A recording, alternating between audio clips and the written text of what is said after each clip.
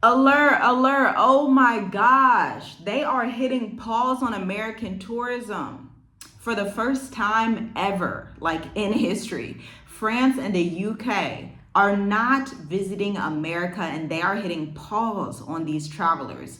When cornerstone European destinations like France and the UK begin trimming flights quietly tied to US tourism, it's not just a travel story, it's a global warning signal. A decline is coming. France and the UK cancel US bound travel. Now, we're going to get into this. I have the facts, I have the data, I have the statistics.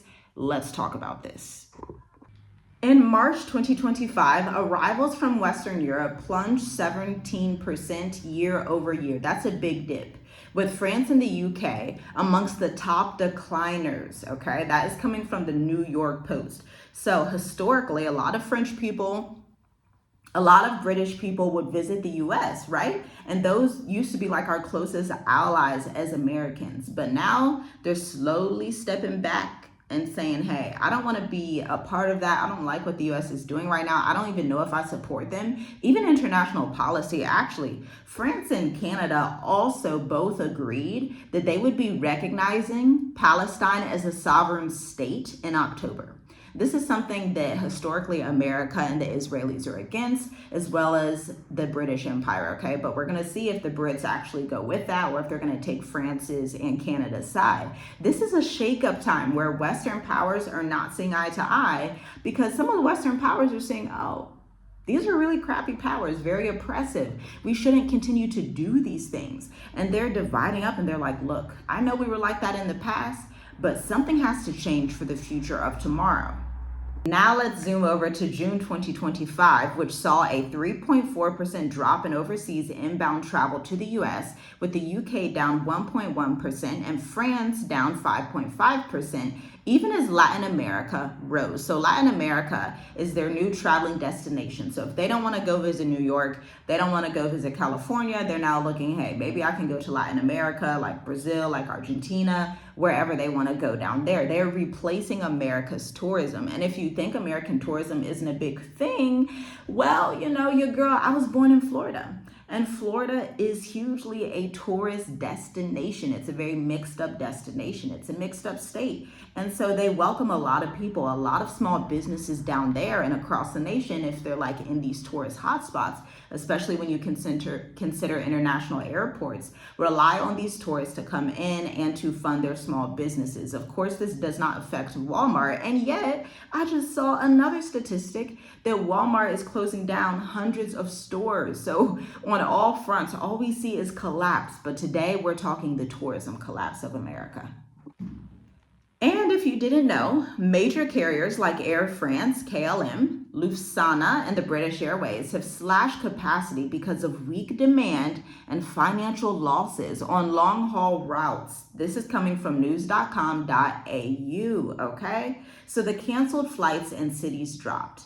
Airlines have scaled back service to key U.S. cities such as New York, Los Angeles, Miami, and Chicago, with European premiums collapsing and reducing forward bookings by 13%. This is what Reuters is saying. That article is dated June 18th, 2025, literally like 6 weeks ago. And just so you know, travel agencies in France report booking reductions of 11 to 20% for destinations like California, Arizona, and the Gulf Coast. They are citing a decline in political tensions and safety concerns. And I'm not mad at them because me personally, as someone that's American, I haven't been to America in 5 years for safety concerns. The society is not safe, but here's the thing. It's not just Americans that see it anymore. It's not just expats that chose to leave America a while ago. It's the whole world. Europe is waking up saying, oh, our cousins, they a little crazy over there. Those white Americans over there, they're different. They said also the other people over there, they got the Black Americans over there, the Mexican Americans, all of them, they're like, I don't want to go to America at all. They're like, I don't want to have anything to do with it. I want to be safe. And this tells you, because so many people, for whatever reason, maybe ignorance is not bliss though, believe that America is America everywhere else, meaning There are 154 different countries in the world or something along those lines, actually 192 or something like that. Feel free to correct me. But there are so many countries around the world, but we as Americans are so propagandized that we think that if we go to Spain, it's America. If we go to Morocco, it's America. If we go to South Africa, it's America. If we go to Mauritius, it's America. If we go to India, it's America. And it's just not true. American customs and culture. And let me tell you what American customs and culture is: violence, cursing you out all the time, and being rude. These are the things that I do not align with, which is why I move somewhere where I align with the culture, where people are modest and they just speak to you very peaceably and they're just regular humans. I'm telling you, America does not have regular humans, not in large numbers. Like, you may have like some small towns or like some little cute, nice areas, you know, the one I grew up in, people are rather nice, but when you get outside and you start seeing how most Americans act, even as an American, you're like, oh no. You're like, I got to go somewhere because this is looking wild. But let's also talk about the key factors that are driving this exodus. And if you made it this far into the video, you should hit the like button. You should subscribe to this channel. You should hit the bell notifications. And you should clearly share this with like 10 different people, because the people need to know that even Europeans do not want to go to America anymore, which is huge breaking news, because when in history can we ever look and see that the French and the British did not want to go to America, which is usually their favorite ally? So what exactly is driving this exodus? Trade and immigration policies under President Donald Trump and Trump-era tariffs, deportation, anti-immigration rhetoric, restrictions targeting 12 countries have triggered a global backlash. Foreign travelers, including Europeans, are canceling trips in protest or fear, according to the New York Post, okay? And listen to the title of this article. Immigration trade policies could cost $12 billion in losses for the American tourism industry. Yes, you heard that right. The New York Post, $12 billion in tourism losses. Now, the economy is already shot. We're already in crazy and scrupulous amounts of debt, and you just wonder what this additional $12 billion loss is going to do to the U.S. economy. But you can just, play that simulation in your head for yourself to see what that is going to amount to. Now, boycott movements and reputation damage. Unfortunately, the American reputation has completely been slaughtered. It's just, it's like Humpty Dumpty fell off the wall. The American reputation fell off the wall in a matter of 8 months in 2025, okay? It just completely demolished. Now, when you hear about America and you tell people you're American, they're like, oh, what do you think about Trump? What do you think about what's going on over there? Oh, they're like kind of smiling, oh, it's kind of crazy over there. What do I say to you? That's literally how people view it now. How do I know? Because I'm American and I speak to people that are not American all the time, and that's what they say, okay? So an international boycott of U.S. products has morphed into travel avoidance. European and Canadian travelers are intentionally choosing non-U.S. destinations due to concerns over border treatment and political climate. That is from Wikipedia. Now, the currency and economic pressures. Though the strong dollar might seem like a bargain for inbound tourists, rising costs of living in Europe, decreased disposable income, and visa uncertainties have chilled the appetite for U.S. trips, according to Reuters. Now, that's so interesting because, Trump also, I believe it was a month ago, he said these new tourists from anywhere on earth, they're going to have to pay a $250 visa free. Now, for expats, you guys can attest, chime in the comments for those who want to become expats, how expensive that is. Most of the time, you're going to have a tourist visa that may be $100, it may be $50, it may be $30, it may be free if you are in the right area. But America is now saying it's not free for you Europeans either. In fact, it's going to be $250 for all of you because our empire is falling and we need money and we need it now. Okay, that's essentially what that sentiment is telling me. And Americans are adapting. Freelance visas and long-term residency in France and the UK are rising as tourism links fray. More Americans are applying for freelance self-employed visas in France and the UK. So not only do the French and the British not want to come in, but their descendants that are in America, or maybe they're actually of Italian ancestry or German ancestry, but they're like, look, It's time to go. Let's go look and see what's going on in France. We can blend in there. It's really good. Or they're like, hey, let's go to Britain, let's go to London. Or they're like, hey, let's go to Germany. Let's get a self-employed freelance visa. I have my freelance services. I have my business. Oh my gosh, you know what's crazy about this? This brings me into Educators Amplified. That's wild. You see that natural transition there? I just love that. Educators Amplified is where we teach freelance consultants, entrepreneurs, how to fund their own business through marketing and sales. If you are unaware, marketing and sales is the lifeline of a business, and it has to meet demand generation. This is something I've been talking about on tiffygrights.co this month, okay, and this week. It's like, how do you find demand for your product? Because right now we're at a point in the world where AI is taking over. There are nurses and doctors that are going to be without jobs. There are teachers and fed workers that are being fired. And so it's not enough to want to or to like to do something, but you have to meet the intersection of, I have a passion for this, I love to do this, this pays, but then also, is there demand for me in the market? Here's an example. Actually, I'm gonna use this channel. This channel has took a wonderful pivot in the last couple of months, actually the last month and a half, really, okay? I quite frankly got tired of talking about Africa content all day, every day. I'm gonna be honest with you. I'm global, right? Our business is global. Our website, actually, I should include some screenshots, but our website reaches people all over in Europe and Australia and the Middle East and South America. Obviously in Brazil, in Sweden, in Finland, obviously all over Africa, South Africa, Ghana.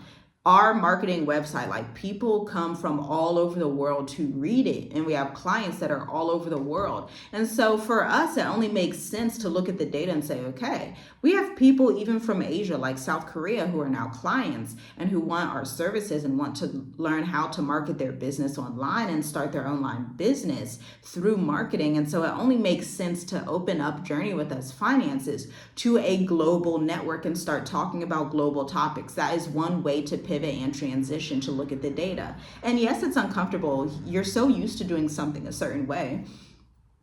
You're so used to, I was a functional medicine provider and I only worked with so-and-so client, but now I have to pivot into maybe sleep because a lot of people are struggling with sleep and they keep coming to me. Like, go where the data says to go. That is something we assist with in Black Educators Amplified. If you're like, I know I need to get my online business off the ground, or I already have an LLC and it seems like money's dwindling down, it seems like sales are slowing, or you're like, everything's good right now, but I know I need to pinpoint my message even further because this age of AI is going to take out a lot of consultants and freelancers and people that do not understand the market. Join Educators Amplified, link in the description to check it out below. I wrote a 10-page enrollment guide for you. Literally all the information you need is on that guide to make a decision and see if it's the right program for you or not. See you there. I've noticed that there are actually so many Black women in the south of France, and I just love that for you. I think that's amazing. If any of you are watching from the south of France, hello, enjoy your time. France requires any stay beyond 90 days to secure a long stay visa and residence permit, a process often started by freelancers, educators, and digital nomads. That's by Travel and Tour France World. Now, starting January 2025, which already happened, the US citizens must obtain electronic travel authorization and ETA before visiting the UK, even for stays under 6 months. And so you're like, what does this truly mean for expats? Doors are closing in one place and opening somewhere else. If France and the UK are dialing back on access and Mexico's residency pathway is tightening too, it shows that global travel for Americans is increasingly conditional, all thanks to President Donald Trump. Countries once welcoming are now shrinking access. That's the hidden global signal that you need to hear. And it's a hard signal, but it is what it is. Here's my expat strategy for you though. Build mobility, not roots. Temporary stays are not enough. Freelance visas require annual renewals or residence permits, still vulnerable to policies. Backup options with full citizenship offer security, real passports, stable legal residency, and rights to tie nations outside of the US. And so you do want to be positioned in a country where you could potentially see yourself becoming a citizen. You do want to be stationed in a country that has a somewhat neutral connection to the US so that when policies change, you're not getting the boot. So what you need to know. We've covered on this channel, just in the last, maybe the video before last, citizenship by investment in nations like Antigua and Barbuda, Dominica, Grenada, St. Kitts and Nevis, and St. Lucia. They are granting passports for just a $200K property investment. And as someone that studies this realm, that's actually quite affordable. That's pretty good. And these passports come with access to over 140 to 150 countries, travel and residency benefits linked to U.S. policy, and legal standing that you own. Not concede every few years. Right now, with the U.S. travel image being tarnished, degrading access, and shrinking to places like France and the UK and Mexico, this becomes urgent. This is not experimental, which is why, we have the State of the Diaspora for those of you as well that want to take a 5-in-1 approach to traveling Africa and to leaving America behind. Because at the end of the day, I'm going to tell you, 92% of expats across the world, if they leave America, they do not leave America and then choose one country and stay there forever. Over 92% of expats, and this is from our own research and our own firm, all of our clients, all of the people we are connected to state this. They do not just leave one country and then plant roots in another and that's it, and they never leave again. 9 times out of 10, they are leaving America for one. They'll travel to another, see what's happening over there before deciding on staying put. It may not be 4, it may be 2 or 3, but regardless, Americans will find the right place and then have 2 or 3 backup options. That's the approach that we teach in the State of the Diaspora. There are a few spots left. The tickets are $150. You can check it out at the link in the description, okay? Because we cover international travel, international finance, international freelancing, which residence permits are going to work for you, because obviously some of you are of retirement age, but then some of you are like us and you're entrepreneurs and you're self-employed. And so a different residence path is going to work for you. This dictates the society that you're going to travel and move to. We do not base our philosophy on what has the cutest culture or the cutest colors they're always on Instagram. We base our philosophy on, okay, you want to stay out of America long term. Let's create a 3-tiered plan to secure that for you with ease, okay? Clients are loving the results. It's so amazing. We even have a new South Korean client. I thought that was really, really cool. And so we're just in a season of growth, and we are honored to share that and to serve you in this capacity as well. We deliver real-time expat and travel policy analysis, including new visa trajectories and travel restrictions. Together, we build strategic mobility and sovereignty, not dependent on volatile U.S. systems. So here's a quick data recap.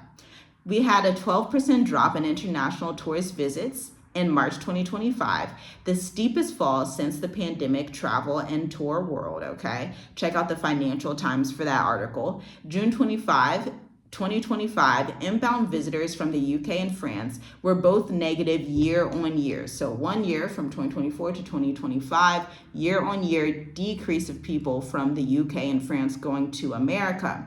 The US is projected to lose again 12 billion, not million. I said that right. You heard that right.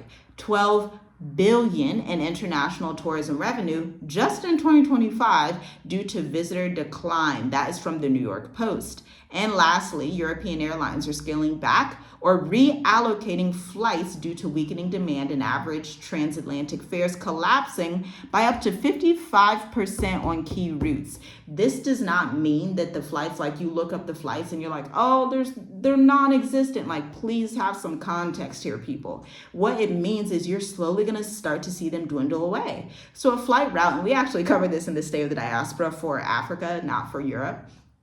But for flight routes, let's say, here's an example we use in the State of the Diaspora. South Africa to Botswana is a flight route that happens daily, okay? And so you'll see that at least 5 to 7 times a week.